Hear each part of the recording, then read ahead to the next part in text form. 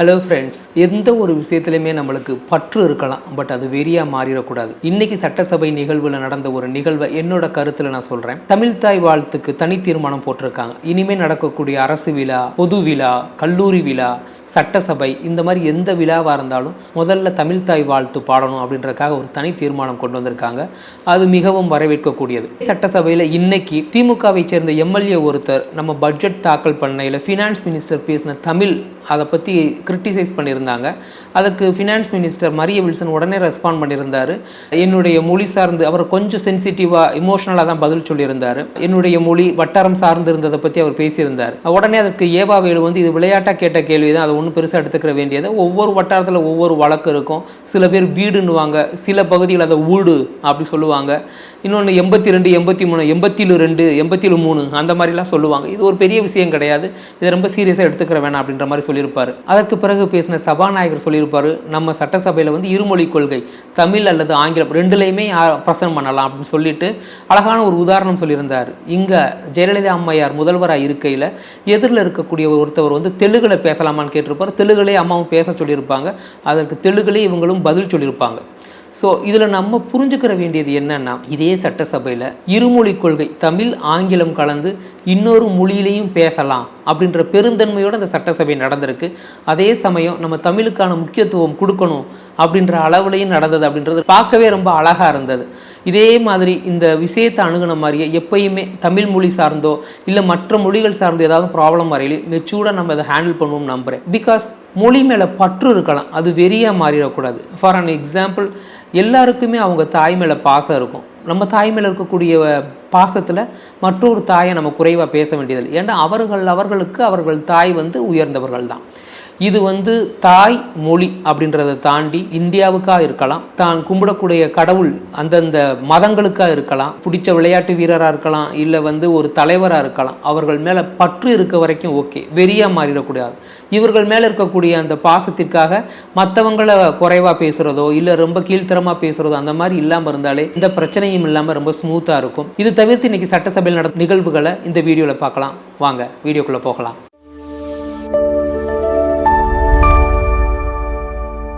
வேளாண் பட்ஜெட் மீதான விவாதத்தில் எதிர்க்கட்சிகள் ஏகப்பட்ட கேள்விகள் கேட்டாங்க. அதுக்கு முடிஞ்ச வரைக்கும் டிவிகே கட்சியில் இருக்கக்கூடிய யங்ஸ்டர்ஸ் எல்லாரும் நல்ல விதமாகவே பதில் சொன்னாங்க.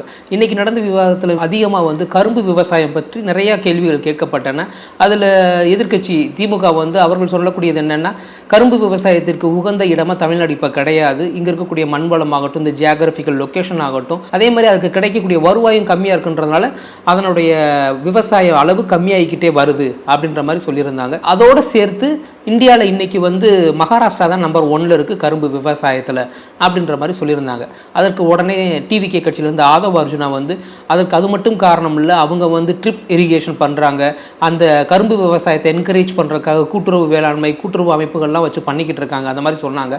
இதில் நம்ம கவனிக்க வேண்டியது, ஒரு விவசாயம் சரியாக இல்லைன்னா அதற்கு நம்ம எந்த மாதிரியெல்லாம் கொண்டு வர முடியும், இன்னும் அதை எப்படி அப்டேட் பண்ண முடியும், அதற்கான ஒரு R&D ஃபார்ம் பண்ணி இந்த கரும்பு விவசாயத்தை இன்னும் என்கரேஜ் பண்ணுறதுக்கு என்னெல்லாம் பண்ணணுமோ அதெல்லாம் இந்த கவர்மெண்ட் பண்ணணும்.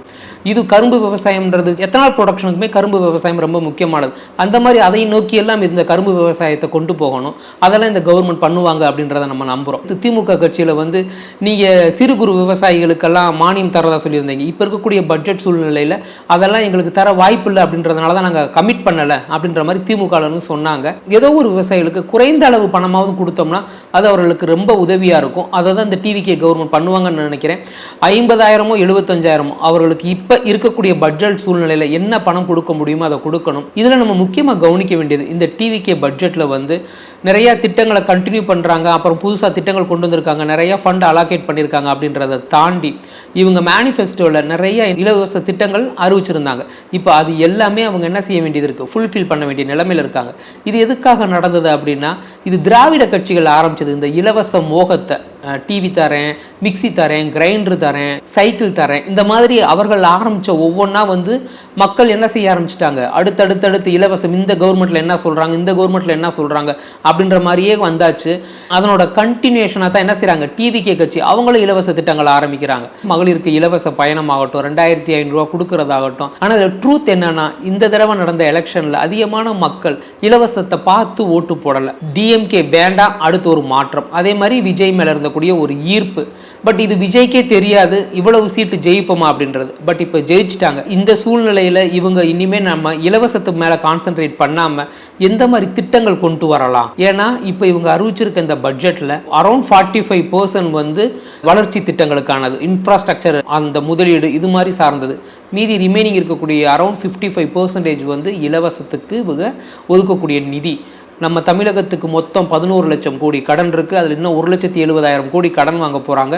இந்த 1,70,000 கோடி கடனை வச்சு தான் என்ன செய்யணும்? இவர்கள் அறிவித்த இலவசத்திற்கான திட்டங்கள் எல்லாம் ஒன் பை ஒன்னாக பண்ணணும். இனிமேல் இந்த கவர்மெண்ட் கான்சன்ட்ரேட் பண்ண வேண்டியது இலவசங்களை ஃபுல்ஃபில் பண்ணுறதை தாண்டி எப்படி நம்ம முதலீடுகளை அதிகமாக தமிழ்நாட்டுக்குள்ளே இழுக்க முடியும், வேலை வாய்ப்புகளை எப்படி உருவாக்க முடியும், அடுத்து இலவசம் இல்லாமல் தமிழகம் எப்படி வளர்ந்த ஒரு மாநிலமாக கொண்டு போகலாம் அப்படின்ற மாதிரி கான்சன்ட்ரேட் பண்ணாங்கன்னா இப்போ மட்டும் இல்லை, அடுத்து வரக்கூடிய எல்லா நாட்கள்லையும் தமிழக முதல்வருக்கு மக்கள் மத்தியில் நல்ல வரவேற்பு தான் கிடைக்கும். ஏன்னா இந்த இலவசத்தை இன்னைக்கு இருக்கக்கூடிய மக்கள் அதிகமாக விரும்பல.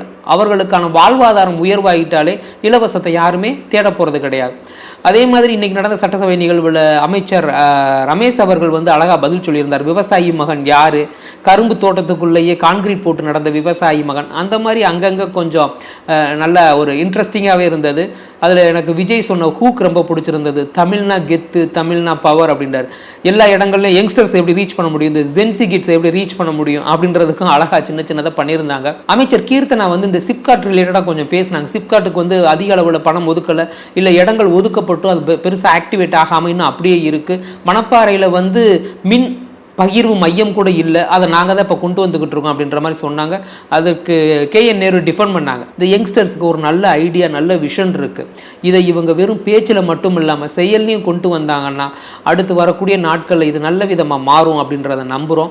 பட் இந்த பேச்சு அடுத்து செயலாக மாறுதா இல்லையா அப்படின்றத நம்ம பொறுத்து இருந்து தான் பார்க்கணும். இன்னொரு முக்கியமான நிகழ்வாக நான் பார்க்கக்கூடியது வந்து ரேஷன் கடையில் கொடுக்கக்கூடிய அரிசி, அது அவ்வளவு தரமாக இல்லை, அதனுடைய தரத்தை உயர்த்தணும் அப்படின்ற மாதிரி பேசியிருந்தாங்க. ஏன்னா ரேஷன் கடையில் நம்ம வாங்குறோம், எல்லாரும் பயன்படுத்துகிறோமா அப்படின்னா நிறைய பயன்படுத்துறதே கிடையாது. அதை வந்து ரொம்ப யூஸ்ஃபுல்லாக கொண்டு போகணும், அதுக்காக கொஞ்சம் பட்ஜெட் அதிகமானாலும் பரவாயில்ல, பட் அதை நல்லபடியாக செயல் வடிவம் கொண்டு வரணும் அப்படின்ற மாதிரி பேசியிருந்தாங்க. அது நல்ல வரவேற்கக்கூடிய நிகழ்வு தான்.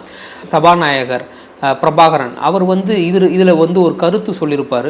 இதற்கு முன்னாடி இருந்த ஜெயலலிதா அவர்கள் வந்து எங்கேயோ போய்கிட்டு இருக்கையில் திடீர்னு ஒரு ரேஷன் கடைக்கு போயிட்டு அங்கே இருக்கக்கூடியதெல்லாம் கொஞ்சம் இன்ஸ்பெக்ஷன் பண்ணிவிட்டு தென் அதுக்கப்புறம் அவர்கிட்ட அவங்க ஷேர் பண்ணிக்கிட்டதை சொன்ன நிகழ்வு என்னென்னா, இங்கே சரியாக இருந்தால் நம்மளுக்கு எப்பயுமே மக்கள் ஆதரவு தருவாங்க, அடுத்த தடவை நம்ம வரலாம் அப்படின்ற மாதிரி சொல்லியிருப்பாங்க. இந்த நிகழ்வை 2 விதமாக புரிஞ்சுக்கிறேன் நான். ஒன்று வந்து ரேஷன் கடை மக்களோட டைரக்டாக கனெக்ட் ஆகிறது. பட் இதில் நான் ரொம்ப முக்கியமாக புரிஞ்சுக்கிறது என்னன்னா, விஜயோட கட்சி அடுத்த அதிமுக ஜெயலலிதாவோட கட்சியோட நீட்சியாக கொண்டு போகிறாங்க. ஏன்னா இன்னைக்கு டிவிகே கட்சியில் முக்கியமான இடங்களில் அதிமுகலேருந்து வந்த அமைச்சர்களோ இல்லை முக்கியமான நபர்களோ இருக்காங்க.